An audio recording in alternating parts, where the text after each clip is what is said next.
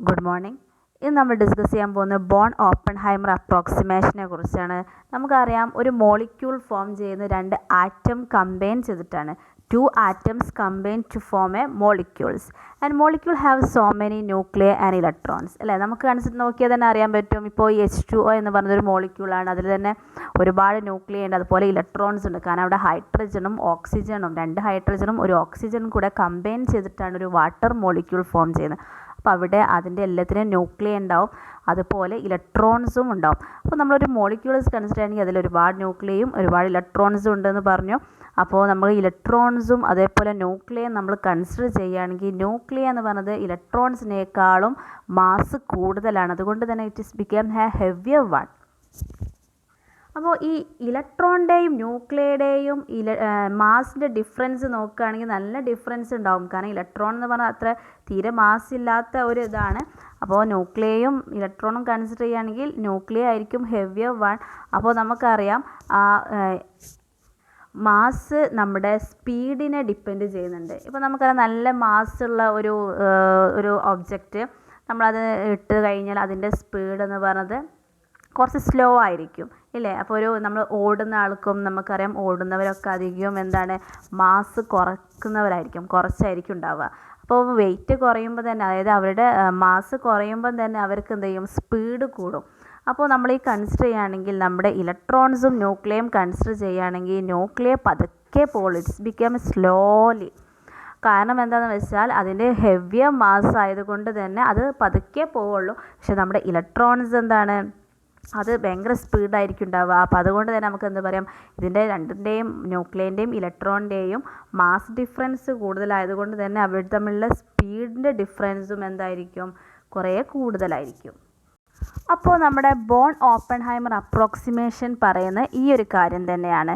നമ്മുടെ ന്യൂക്ലിയറുടെ ആ ഒരു മോഷനും ഇലക്ട്രോണിൻ്റെ മോഷനും കൂടെ കമ്പയർ ചെയ്തിട്ടുള്ളതാണ് നമ്മുടെ ബോൺ ഓപ്പൺഹൈമർ അപ്രോക്സിമേഷനിൽ പറയുന്നത്.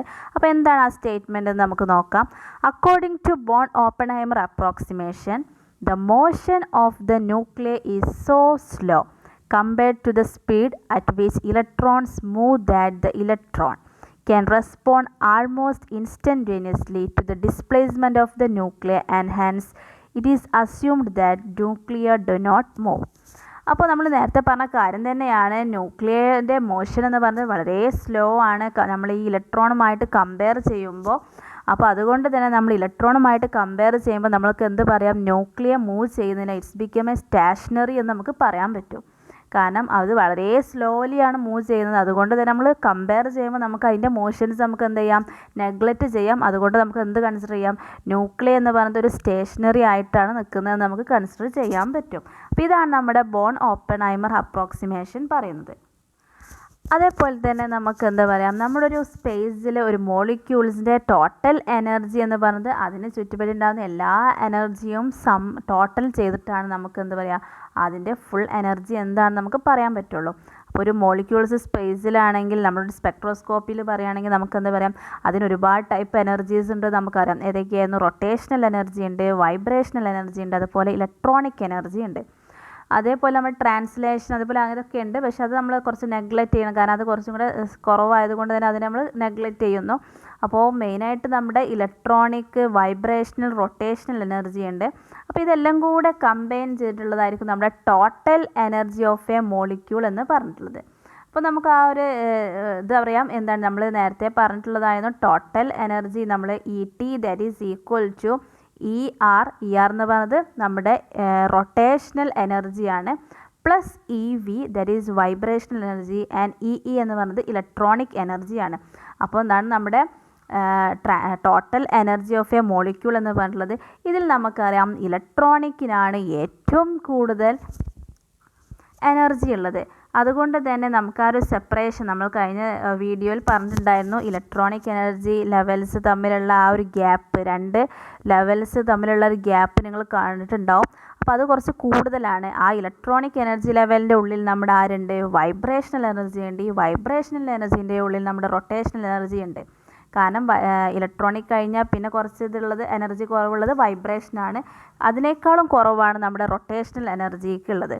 അതുകൊണ്ട് തന്നെ ഇലക്ട്രോണിക്, പിന്നെ അതിൻ്റെ ഉള്ളിൽ തന്നെ ആ ഒരു എനർജി ലെവൽസിൻ്റെ ഉള്ളിൽ തന്നെ നമുക്ക് എന്ത് കാണാം, വൈബ്രേഷണൽ എനർജി ലെവൽസ് കാണാം. അതിൻ്റെ വൈബ്രേഷണൽ എനർജി ലെവലിൻ്റെയും ഉള്ളിൽ നമുക്ക് എന്ത് കാണാം, റൊട്ടേഷണൽ എനർജി കാണാം. അപ്പോൾ റൊട്ടേഷണൽ എനർജിയിലൊക്കെ പറഞ്ഞത് 2 ലെവൽസ് തമ്മിൽ വളരെ ഗ്യാപ്പ് കുറവാണ്, കാരണം അത്രയും കുറച്ച് എനർജി മതി. പക്ഷേ ഇലക്ട്രോണിക് എനർജി നമ്മൾ നേരത്തെ പറഞ്ഞിട്ടുണ്ടായിരുന്നു, അതിൻ്റെ സ്പെക്ട്രം ഒക്കെ നമുക്ക് കാണാൻ പറ്റുന്നത് ബ്രോഡായിട്ടാണ്, കാരണം അതിൻ്റെ ഉള്ളിൽ തന്നെ നമ്മുടെ വൈബ്രേഷനും റൊട്ടേഷണൽ എനർജിയും ഉണ്ട്.